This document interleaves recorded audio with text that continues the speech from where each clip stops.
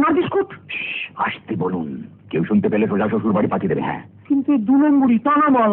আরে কি বলছেন কি? বর্ডার উপর থেকে 1 নম্বরের মাল কখনো আসে?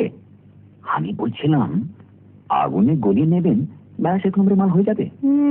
তুমি তো বেশ চালু মাল দেখতে পাচ্ছি। না না, আমি এরকম 2 নম্বরই ধান্দা করি না। তুমি কিন্তু কেটে পড়ো তো বাপু। যাও যাও যাও। রামজি, আমি বলছিলাম কোথাও গোছে দিন না, আমরা কিছু আসবে, আপনি কিছু পাবেন। আচ্ছা, হ্যাঁ, কোন রকম ঝুট ঝামেলা হবে না তো? না না, আমি যখন বলছি তখন কোনো ভয় নেই। ঠিক আছে ঠিক আছে, চল সাউজির কাছে তোমায় নিয়ে যাই, চলো। চলুন। এই কে আছিস, মালটা ভেতরে রেখে দে। আচ্ছা। এই গোবিন্দা, তুই কি এনেছিস? চাল সাউজি? চাল চাল এনেছিস, দেখি দেখি।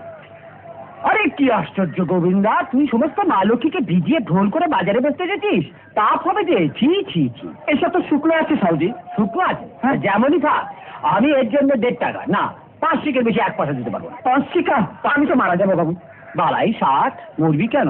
আচ্ছা ঠিক আছে, আমি তোকে না হয় 1 পয়সা আরো বেশি দিয়ে দেবো, খুশি তো? এই কে আছিস, চালটা ভেতরে নিয়ে যা। ব্যস্ত নাকি সাউজি? বুঝলাম নাকি? এসো এসো এসো। নমস্কার সাউজি, নমস্কার। কি খবর? অর্ধেক দামে দিয়ে যাবে কেন?